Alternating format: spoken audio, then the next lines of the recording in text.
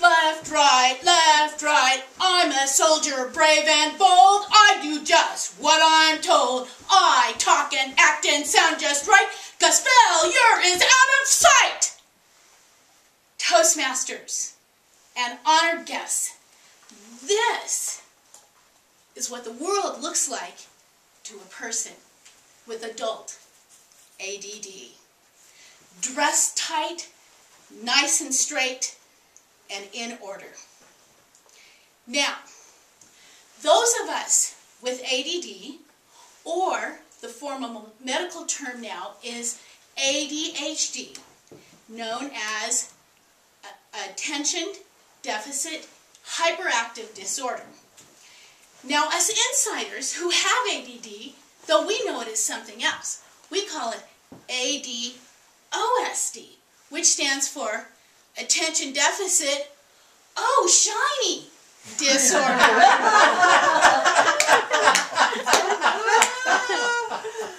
Now, you all heard about the kid with ADD, right? They have trouble concentrating in class, and they're always jumping off the top of the play equipment. But what about us adults who still want to jump off the top of the play equipment? I want to ask you tonight, how many of you know anything about adult ADD? Anyone? Tom? A few of the others? How many of you have read any of the dozens of books that are being published on it? Or have seen the excellent PBS series, or I'm sorry, not series, but show called ADD and Loving It. Excellent about adults and ADD. The National Institute for Mental Health estimates that 4.4% of the adult population in the United States suffers from ADD. That is, ladies and gentlemen, over 8 million of us. And that doesn't even count all the friends and the co-workers and the families who suffer too because they have someone with ADD in their lives. Now let's talk about the soldier again. Those soldiers marching along all straight and tall. But if you look at them for very long, you know what? You're going to spot the ADD person right away. You know why? Well, first of all, thank God, they're not wearing their hats. And second of all, well, there's something wrong with their uniform. It doesn't fit because they didn't know where their jacket was. So they just grabbed someone else. And while they're marching along, they don't like it. They can't stand being too irritated, so they take it off. Oh, they're better now. They don't fit anymore, but they feel better. And the reason for this, my friends, is that ADD people have a lot of trouble with attention to detail.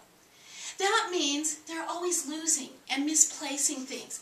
Where are my keys? They have trouble being on time and judging things. And they especially struggle with following instructions. I have an ADD friend once who seriously overdosed on very strong medication because she only read the first line of instructions on the medicine bottle. Rushed her to the hospital and everything. Now, back to our soldier. She wants to stay in step. She's marching along. She's watching the feet next to her. But it's difficult. It takes all her concentration. That's because ADD people don't have natural self-regulating inside of them like other people do. This affects them in so many ways in their lives. They struggle with anything that has to do with routine and habits and scheduling and healthy conforming. It's just not in them to do that. But this young lady, she wants to make it work, this little soldier of fortune. So pretty soon she's feeling it. She's feeling that left-right. And she lifts her head up and she sees all around her, all these people, and she wants to talk to them.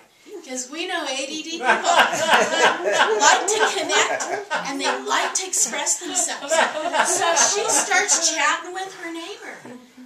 But unfortunately, adult ADDers cannot multitask very well, if at all.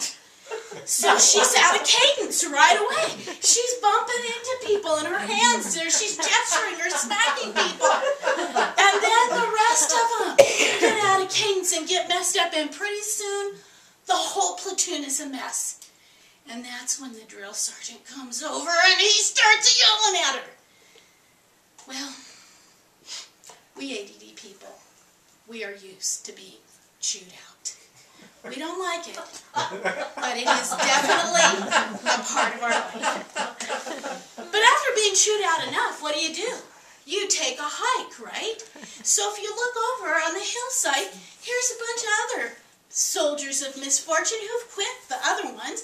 They're sitting around talking about deep things like Star Trek versus Star Wars, smoking a joint, maybe drinking a little bit. Some of them are doing some online gambling on their phone because ADD people struggle with addictions more so than most people. Over here is another group of our ADD soldiers. They're all standing on the cliff. You know why they're standing there, don't you? They're trying to figure out, if I jump, will I make it to the water or will I hit the rocks? ADD people are driven to take risks. Now some ADD people, some of our ADD soldiers, they're gone altogether. They're looking for better opportunities, less frustration, and more excitement because ADD people have problems concentrating. They can't finish tasks or projects. They have impulse control, anger issues, and difficulty with that. And they're always looking and moving on and on and on to find greener pastures. According to a study by the Mayo Clinic, along with all these other things I've listed, adult ADD people also suffer from restlessness, mood swings, and disorganization. Now, in 2006, Harvard Medical School did an exhaustive study on adult ADD. They looked at all these qualities I've just mentioned: impulse control, concentration, focusing, the attention to detail, and the others, and they looked at the impact that these things have had on their lives. And here's what they discovered: that ADD people suffer at a much higher rate and experience the following things at a much higher rate than non-ADD people.